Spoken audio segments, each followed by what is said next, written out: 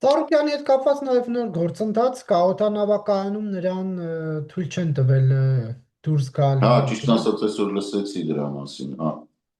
Չգիտեմ պատճառը ճիշտն ասած, բայց Դատախազությունը պաշտոնապես ասաց, որ խոշոր հարկային պարտավորություններ չի կատարել։ հա, օքեյ։ Ես չգիտեի, որ այդ օրենքը մեզ մոտ գործում է։ Դա ռուսական բան է։ Հարկային պարտավորությունների արկայության պարագայում երկրից դուրս չթողնել։ Դե հիմա ինչ ասեմ։ Չեմ կարող ասել այդտեղ այդքան իրավունքի մեջ խորացած չեմ, այդ ազատ տեղաշարժի իրավունքը խախտվում է թե չէ։ Իմ կարծիքով խախտվում է, մյուս կողմից հասկանում ենք, որ սա նաև քաղաքական դեմարշ է, թե Ծառուկյանի կողմից եւ թե Փաշինյանի։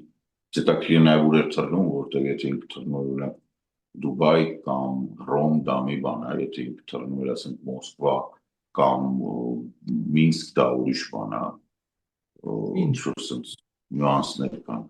Չէ, դե ընտրություններից հետո գնալ Ռուսաստան կամ Մինսկ, դա լավ չի։ Դա քաղաքական դիրքորոշում։ Բա չի նշանակում որ դիբրնես թե չէ, այդ պարագայում պետք է հետ չթողես։ Բայց բանը, ասենք, հետաքրքիր է, թե ինչպես է այդ ամեն ինչ ծավալվելու։ Կհասկանանք, ինձ թվում է այս գործընթացը բավական երկար կտևի այդ այնց կաշկշուկներ, իրավական դաշտում կլինի այդ կաշկշուկը, ռեալ փողոցային պայքար ես չեմ տեսնում, որ ոչ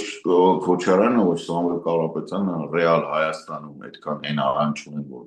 փողոցային պայքար իրականացնեն։ Այնպես որ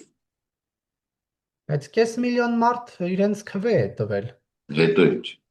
Բա եթե իրենք իրենց ընտրած ուժերի կոչով դուրս են գալիս փողոց,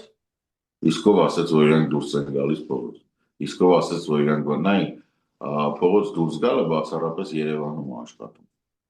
Այդ մեկ։ Այսինքն պետք է վերցնես մենակ այն ձայները, որոնք որ Երևանում։ Հետո պետք է հասկանանք Երևանում ովքեր են այդ մարդիկ։ Իրանց տարիքային խումբը։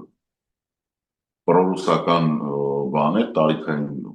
շեմը շատ բարձր է։ Դա 55+ է։ 55+-ը դուրս գա փողոց, թե դուրս չգա, ինքը մի ժամից պիտի գնա տուն։ Տարբեր պատճառներով, հիմնականում առողջական։ Ինքը չի կարող արևի տակ երկար փայլել, փողոց փակել, քաշքշել, ոստիկաններին այոյել, բան չի կարող այդ պայքարը, փողոցային պայքարը նախատեսվում է որ ագրեսիա։